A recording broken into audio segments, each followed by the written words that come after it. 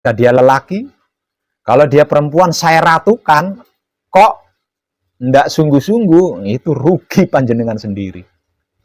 Itu rugi panjenengannya. Karena di luar sana panjenengan tidak akan mendapatkan.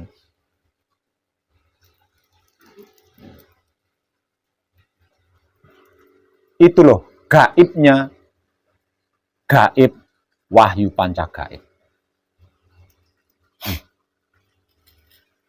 Panjenengan terima dengan akal pikiran, nggak akan masuk. Nggak akan bisa panjenengan menerimanya dengan akal pikiran. Karena ini gaib, gaibnya gaib. Di luar rancangan saya, di luar rancangan panjenengan. Di luar rencana saya, di luar rencana panjenengan. Dan ini bukan asumsi saya, juga bukan asumsi panjenengan. Melainkan gaib, gaibnya yang dimaksud Tuhan.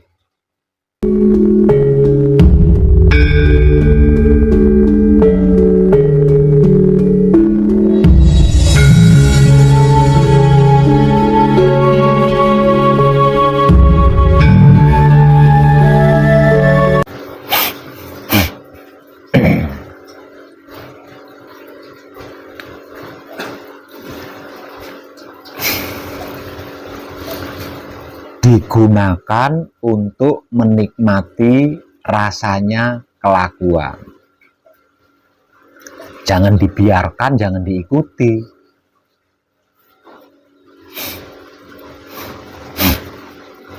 Jadi kesadarannya itu digunakan untuk menikmati rasanya kelakuan.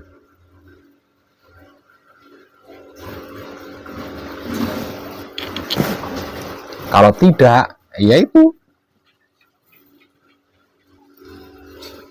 kalau dalam bahasa sederhananya lepas kontrol. Lepas kontrol. Kalau bahasa sederhananya itu.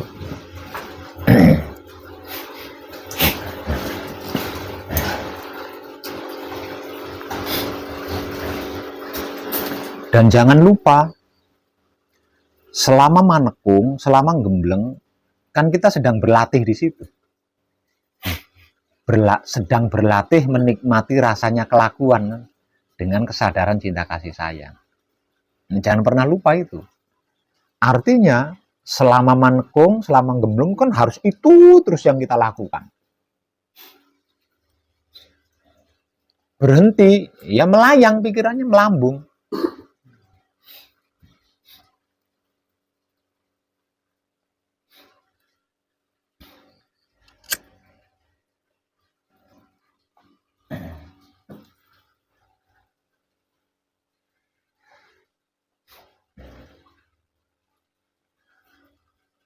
Walaupun duduk diam, itu kan ada rasanya.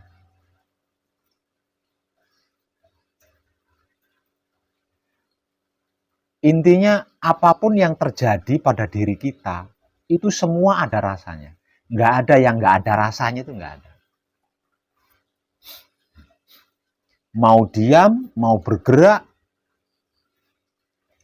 tetap ada rasanya.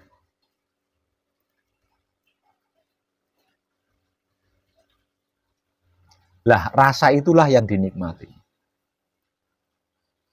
Dengan kesadaran cinta kasih sayang hidup. Jika tidak, ya kemana-mana. Kemana-mana.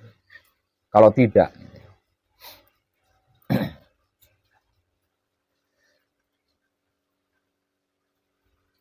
Dikarenakan dalam keadaan manekung, karena dalam keadaan manekung, karena dalam keadaan gembleng, kalau tidak menikmati rasanya kelakuan sendiri dengan kesadaran cinta kasih sayang hidup, terlihat gitu. Bingungnya itu terlihat, kelihatan banget, jelas, mirip dengan orang kebingungan gitu. Kalau tidak, kalau sikonnya, kalau keadaannya tidak digunakan untuk menikmati rasanya kelakuan sendiri dengan kesadaran cinta kasih sayang hidup. Ya, seperti itu. Kalau tidak ya ingat sono, ingat ke sono, ingat ke sono. Kalau enggak. Dan itu kelihatan kasat mata gitu loh. Dari gerak-geriknya, dari tingkah polanya itu kelihatan, kebingungan itu kelihatan jelas. Karena dalam keadaan manekung atau gembleng. Kalau di luar manekung, di luar gembleng, mana ada orang tahu kalau kita itu sedang berpikir ke sana, nggak ada yang tahu. Tapi kalau di dalam manekung kelihatan jelas. Makanya hati-hati. Kan kita sedang berlatih di situ.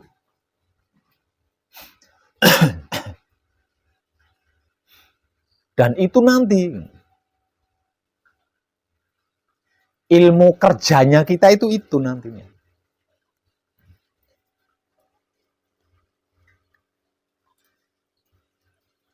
Nah, kalau ilmu kerja ini tadi tidak dikuasai, wah parah nanti. Selesai manekung itu tetap bingung, tetap tidak bisa. Tetap tidak bisa.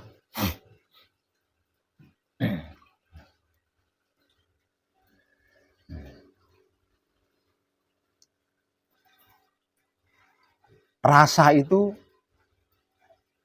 lebih halus dari perasaan.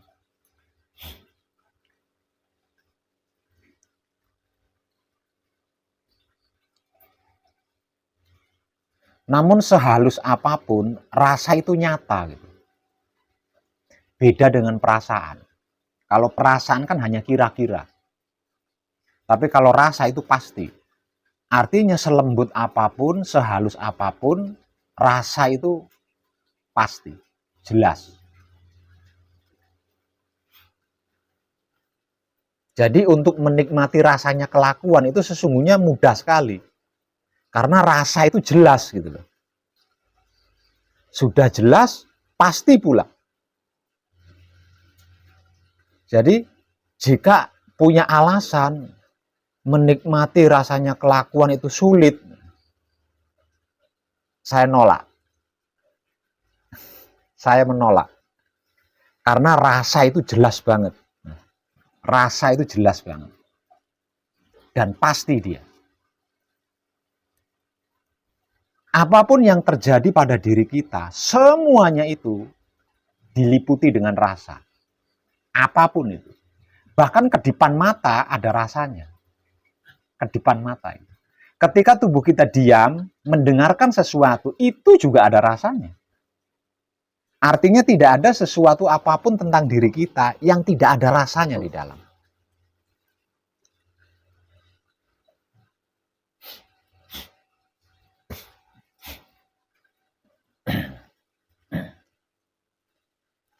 Dan selama panjenengan manekung, selama panjenengan gembleng, panjenengan sedang berlatih di situ loh. Panjenengan sedang berlatih di situ. Dan itulah alat kerjanya. Artinya kalau panjenengan belum terlatih di situ, nanti ketika bekerja, praktek di lapangan maksudnya, enggak bisa. Karena ilmu kerjanya belum dikuasai.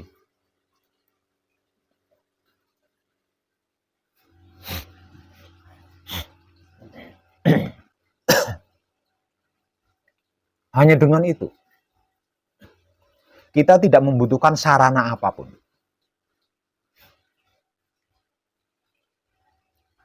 Kita tidak membutuhkan alat apapun. Kalau dibilang sistem, kalau dibilang sistem kerja, maka sistem kerja kita adalah menikmati rasanya kelakuan sendiri dengan kesadaran cinta kasih sayang. Hanya dengan itu.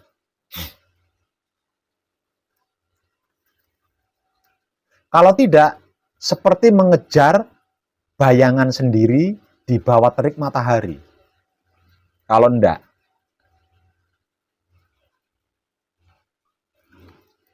mana ada orang yang bisa mengejar bayangannya sendiri di bawah terik matahari? Sampai capek sekalipun tidak akan pernah bisa.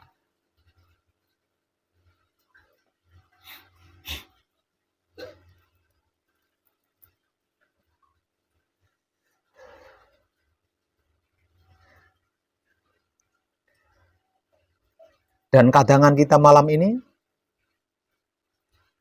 tentang ketinggian. laku spiritual hakikat hidup berikutnya setelah yang sudah saya sampaikan di hari-hari kemarin. Malam ini masih tentang seputar gaibnya yang disebut Tuhan.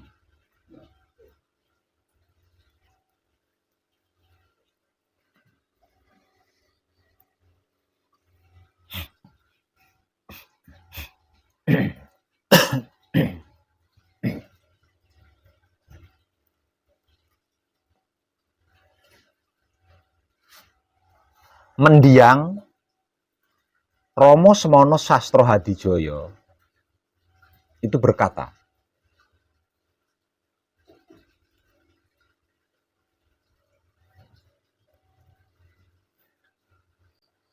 kunci kui dudu agama, dudu keyakinan, dudu kepercayaan, dudu ilmu kesekten, dudu ilmu kebatinan, dudu ilmu kanuragan, dudu adat tradisi, dudu politik, dudu organisasi, dudu golongan, dudu partai, dudu perguruan utawa padepokan.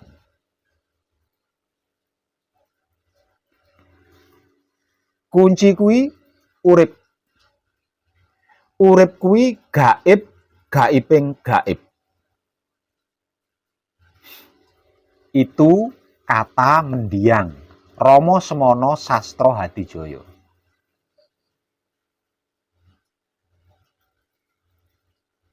Kalau katanya wong edan bagu,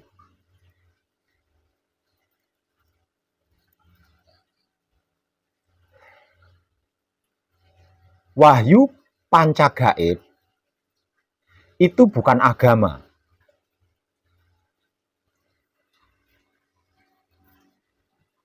Bukan keyakinan. Bukan kepercayaan. Bukan adat tradisi, bukan ilmu kesaktian, bukan ilmu kanuragan, bukan ilmu kebatinan, bukan politik, bukan organisasi, bukan golongan, bukan padepokan atau perguruan, dan bukan semuanya. Wahyu panca gaib adalah manunggaling kawula Gusti. Manunggaling kawula Gusti adalah gaib, gaibnya gaib. Terkesan berbeda bukan? Namun sesungguhnya sama, dan katanya wong edan bagu lebih jelas. Kalau apa yang dikatakan oleh mendiang Romo Semono Sastro Hadijoyo itu masih mentahan, perlu dicerna. Tapi kalau katanya wong edan bagu tinggal lep. Tinggal makan.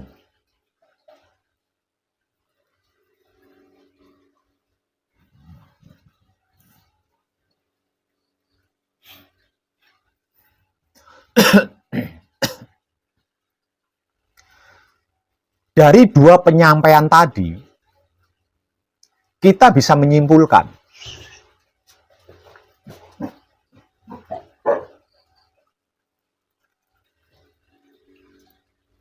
bahwasanya mengkaji diri atau mengkaji wahyu panca gaib di dalam prakteknya tidak bisa, tidak boleh, dan tidak diperkenankan ada ego, pamrih, arogan di dalamnya. Dengan dua penyampaian tadi, saya ulang, dengan dua penyampaian tadi, bisa disimpulkan bahwasanya siapapun dia yang mengkaji wahyu panca gaib atau mengkaji diri, di dalam prakteknya itu tidak boleh, sama sekali tidak boleh, tidak bisa, tidak diperkenankan dengan ego, pamrih, arogan. Harus benar-benar tulus, harus benar-benar murni, harus dengan kesadaran sendiri. Bukan karena ego, pamrih, arogan, bukan karena dipaksa atau terpaksa. Bukan karena ingin melunasi hutang-hutang panjenengan, bukan karena ingin menyelesaikan masalah-masalah panjenengan. Kalau panjenengan sedang punya hutang, kalau panjenengan sedang punya masalah, hanya dengan manunggal jati, berapapun hutang panjenengan akan tersempurnakan. Apapun masalah panjenengan akan tersempurnakan. Hanya dengan manunggal jati.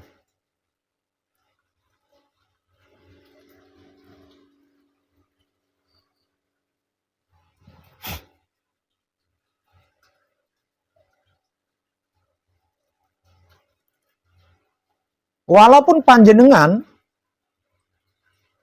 tidak ingin menjadi orang sakti mandraguna,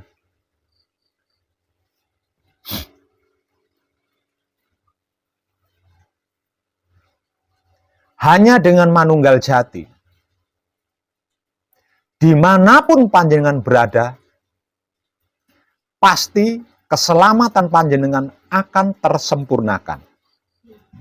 Dikarenakan manunggal jati, siapapun yang manunggal jati, itu pasti bisa membawa diri, bisa menempatkan diri, bisa menyesuaikan diri, dan bisa menjaga dirinya. Kalau manunggal jati. Artinya, untuk selamat dan mendapatkan keselamatan yang sempurna, tidak perlu jadi orang sakti.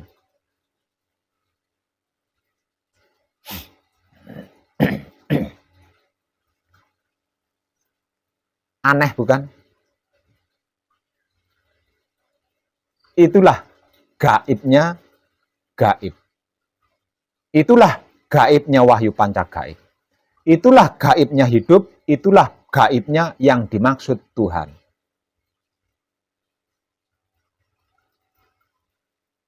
Jadi, jangan pernah berpikir di dalam otak panjenengan, manunggal jati dengan yang dimaksud Tuhan, panjenengan akan bermasalah. Panjenengan akan sakit. Panjenengan akan mengalami kekurangan-kekurangan dan lain sebagainya. Karena pemikiran-pemikiran seperti itu sama halnya panjenengan sudah menghina yang disebut Tuhan. Sudah meremehkan yang disebut Tuhan. Sudah meragukan yang disebut Tuhan. Yang seumur hidup panjenengan yakini, yang seumur hidup panjenengan percayai, bahkan panjenengan puja dan puji.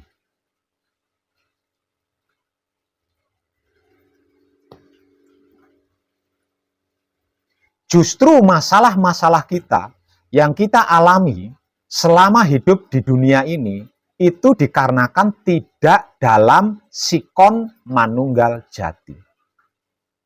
Kalau dalam sikon manunggal jati, masalah itu tidak ada. Penyakit itu tidak ada. Kekurangan itu tidak ada. Kalau manunggal jati.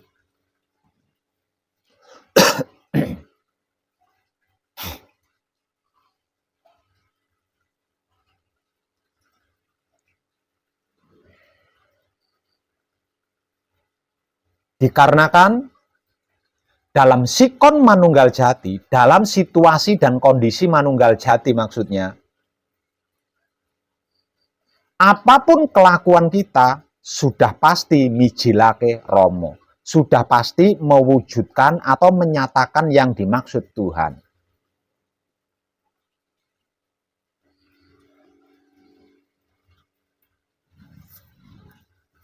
Tidak perlu itu ini.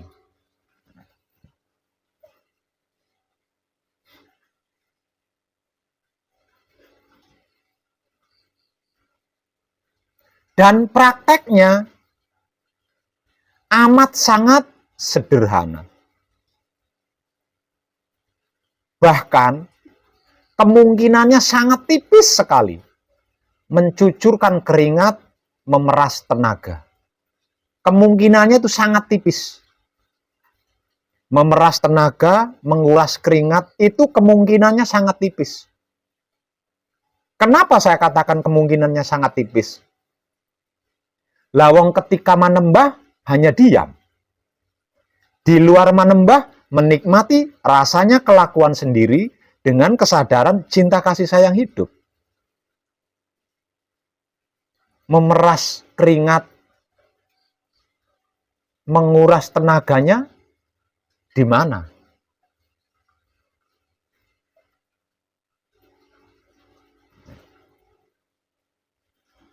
Sekali lagi saya ingatkan, selama manekung, selama gembleng, panjenengan sedang berlatih tentang itu. Kalau panjenengan tidak bersungguh-sungguh berlatih tentang dua hal itu, jangan nuntut saya. Kalau panjenengan tidak mendapatkan apa-apa. Jangan instruksi, jangan protes kepada saya kalau panjenengan tidak mendapatkan apa-apa. Lawang prakteknya tidak saya suruh cari rumput makanin kambing saya. Prakteknya juga tidak saya suruh nyapu halaman. Prakteknya tidak saya suruh membersihkan toilet. Prakteknya hanya makan, minum, medang, ngerokok kalau yang rokok, tidur, patrap. Kalau sampai tidak maksimal, enggak sungguh-sungguh, jangan nuntut saya, jangan instruksi kepada saya, jangan protes kepada saya kalau tidak mendapatkan apa-apa.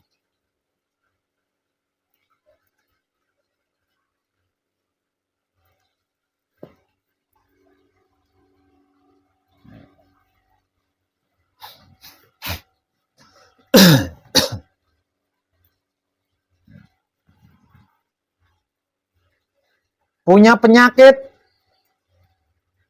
tanpa bersusah payah memunculkan keyakinan agar supaya penyakitnya sembuh, hanya dengan manunggal jati bisa sembuh.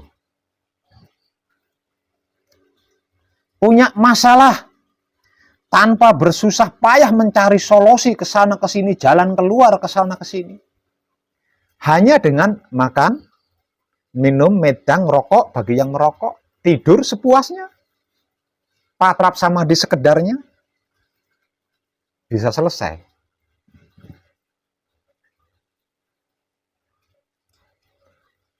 Apa? Mau ngomong apa dengan sama saya?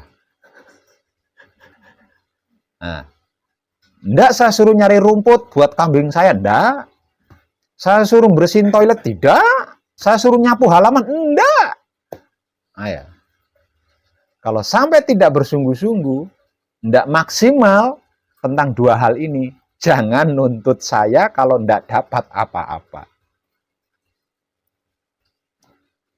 Manunggal jati dengan sistem saya rajakan, jika dia lelaki, kalau dia perempuan saya ratukan, kok enggak sungguh-sungguh, itu rugi panjenengan sendiri. Itu rugi panjenengannya. Karena di luar sana panjenengan tidak akan mendapatkan.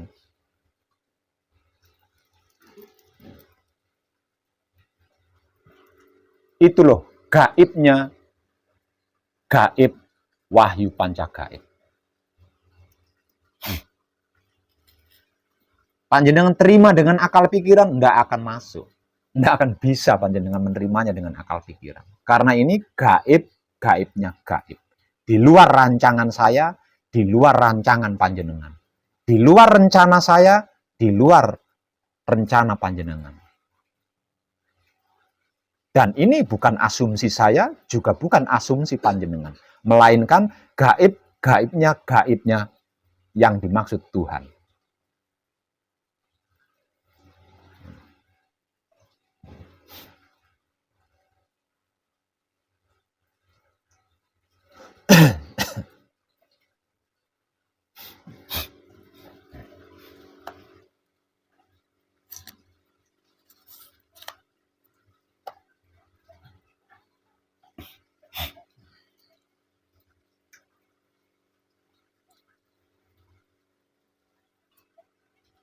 Hanya seperti itu Pak Web. Cuma begitu saja Pak Web. Iya, ayo kita buktikan. Mari kita buktikan.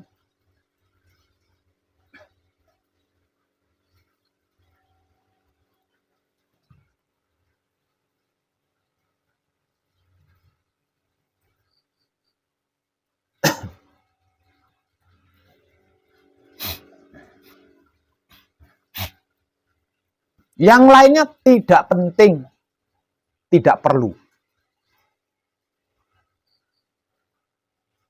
Tidak ada yang lebih penting dari Manunggal Jati. Tidak ada yang lebih perlu dari Manunggal Jati. Tidak ada yang lebih utama dari Manunggal Jati. Karena jika sikon kita bukan sikon Manunggal Jati,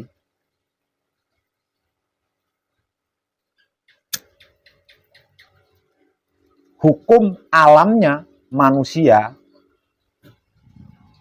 untuk bisa mengeluarkan keringat harus menguras tenaga. Itu hukum alamnya. Kalau tidak dalam sikon Manunggal Jati, hukum alamnya manusia di kehidupan di dunia ini, untuk bisa mengeluarkan keringat itu harus memeras tenaga. Kalau tidak dalam sikon Manunggal Jati. Jadi tinggal pilih.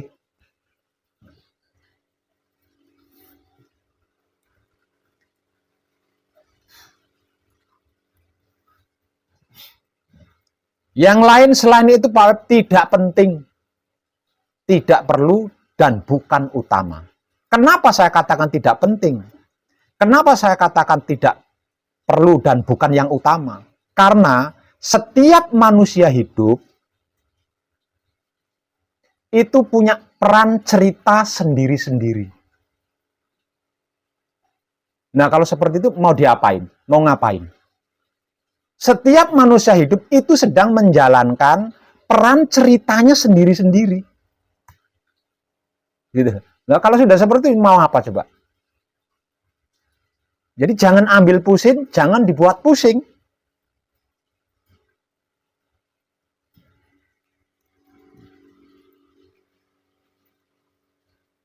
Nah, sekarang persoalannya, ketika Pak Dahlan dari Singapura sedang berperan cerita sebagai pedagang, punyakah sesuatu untuk dijual? Persoalannya kan di situ.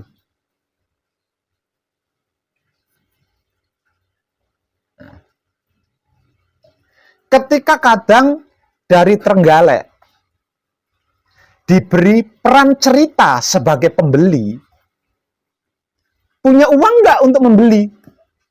Persoalannya kan cuma di situ.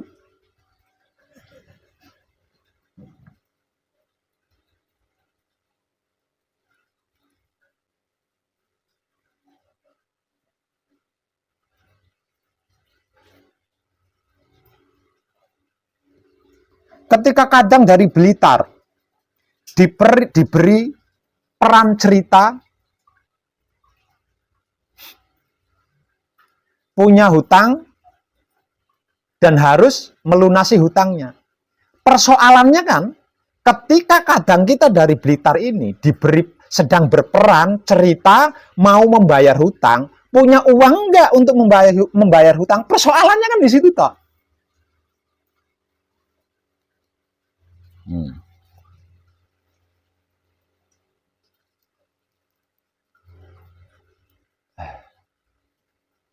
Persoalannya itu cuma itu. Selain itu, setiap manusia hidup di muka bumi ini punya peran cerita sendiri-sendiri dan sedang menjalankan atau memainkan peran ceritanya sendiri-sendiri. Tinggal setiap pemeran cerita tersebut punya aksesoris enggak gitu loh. Punya bekal enggak?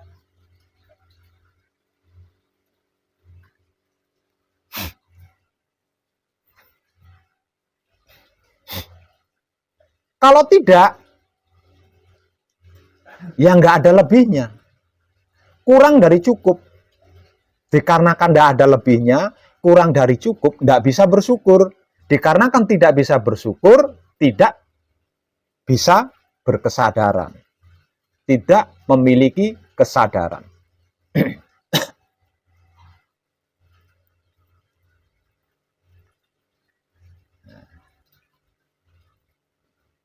Jadi jangan dikira artis-artis viral itu nggak ada modalnya. Cuma modal cantik doang. Cuma modal tampan doang. Artis-artis yang viral itu modalnya ratusan juta. Bahkan ada yang miliaran untuk menjadi viral itu loh. Kalau menjadi artis, ketika dia berperan sebagai penjahat, pakaiannya yang digunakan untuk menjadi penjahat ketika syuting itu hasil nyewa, honornya akan dibagi. Termasuk membayar sewa pakaian preman itu tadi. Ketika seorang artis diberi peran menjadi seorang bidadari, nah kalau aksesorisnya dapat nyewa, make up-nya nyewa salon, ya nggak dapat apa-apa. Setelah syuting, setelah selesai film itu nggak dapat apa-apa. Itu karena apa? Itu kalau harus saya gambarkan ke awam. Nah kalau saya masukkan di sini, sama seperti itu.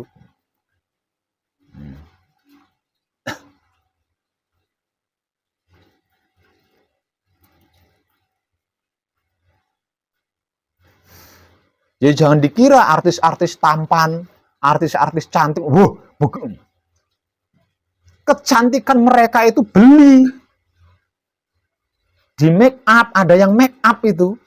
Ketampanan mereka itu ada yang make up. Dan itu bayar. Tidak gratis.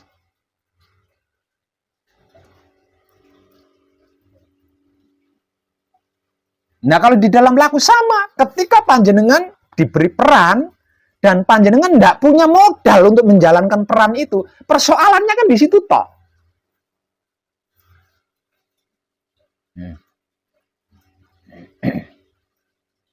Ketika panjenengan diberi peran cerita sebagai orang tani,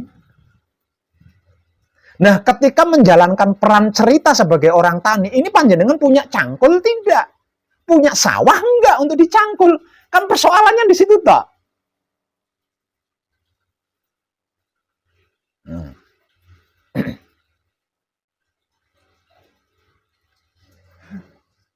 Setiap manusia hidup yang diturunkan ke planet ini, ke muka bumi ini, sudah dibekali dengan sangat cukup, lebih dari cukup.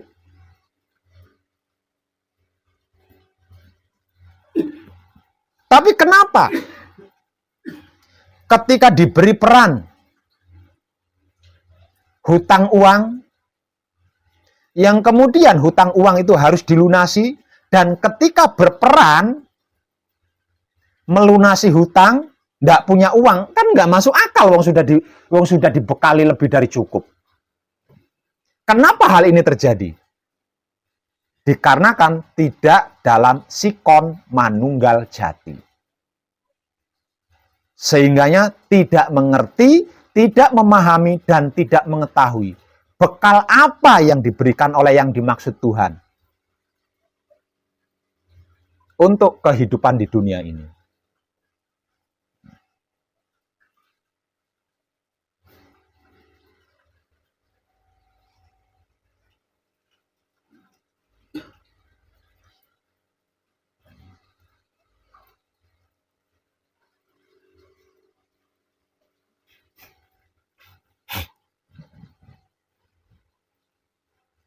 Di dalam laku spiritual hakikat hidup, modal kita cuma diam. Ketika manembah, modal kita hanya diam ketika manembah. Di luar manembah, Modal kita cuma menikmati rasanya kelakuan sendiri dengan kesadaran cinta kasih sayang hidup. Tidak seperti artis viral yang saya ungkapkan tadi.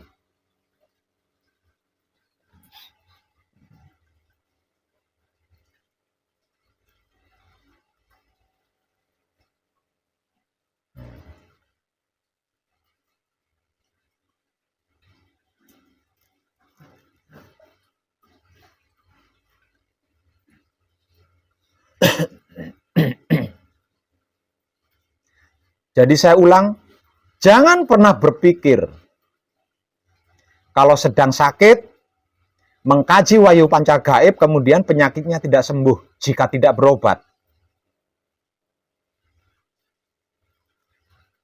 Kalau sedang punya masalah, jika mengkaji wahyu panca gaib, masalahnya tidak akan selesai kalau tidak mencari solusi. Ini tentang gaib, gaibnya gaib. Dan sesungguhnya iman atau keimanan kita itu diukur atau terukur dari hal yang saya bahas malam ini.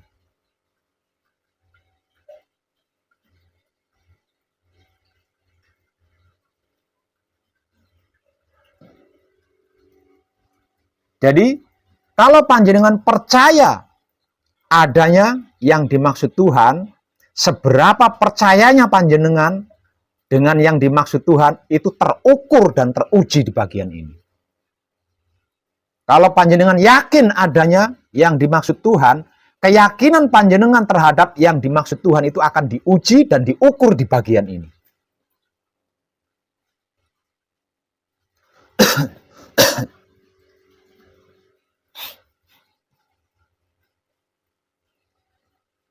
Coba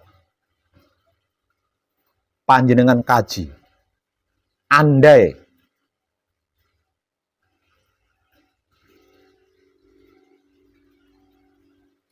spiritualnya menggunakan bertapa atau berpuasa, menyediakan sesaji-sesaji, apa yang akan terjadi?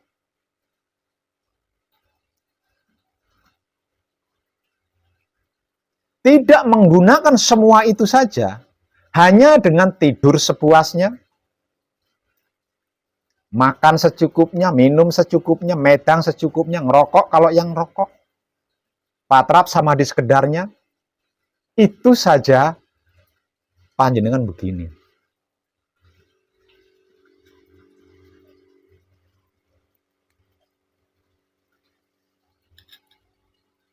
Panjenengan sudah oleng.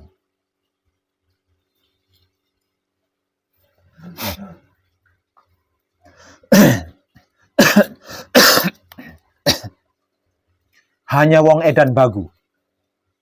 Hanya wong edan bagu yang berani menyediakan peluang menggenggam dunia dengan cara seperti ini.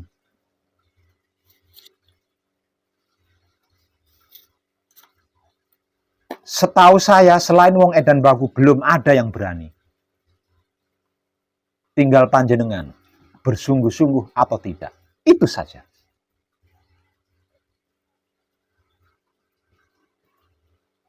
Karena di luar sana, panjenengan tidak akan mendapatkan. Sebab saya tahu belum ada yang berani. Dikarenakan betapa sulitnya itu suci.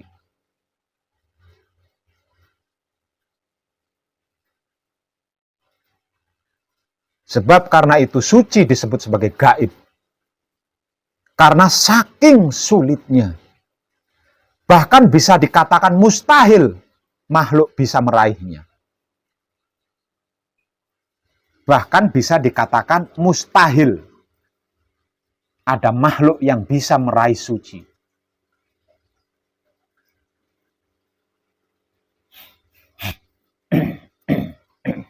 Kenapa saya katakan mustahil ada makhluk bisa meraih suci? Karena suci itu tidak bisa dicampuri dengan apapun. Tidak bisa tercampuri oleh apapun.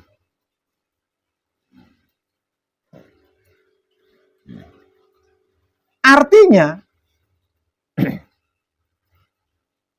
manakala ada seseorang yang sedang berusaha meraih suci sambil bekerja, tidak bisa. Sudah nggak murni lagi, lah sambil kerja.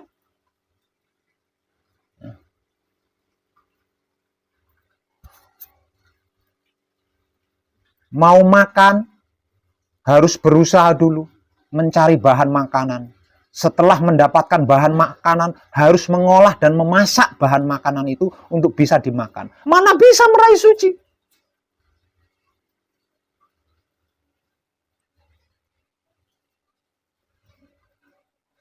Lawang untuk bisa meraih suci, laku seseorang harus murni. Mana bisa disebut murni? Lawang sambil kerja, sambil berusaha mencari makanan minuman, sambil memasak, sambil itu ini, tidak bisa disebut murni. Artinya tidak bisa mencapai suci.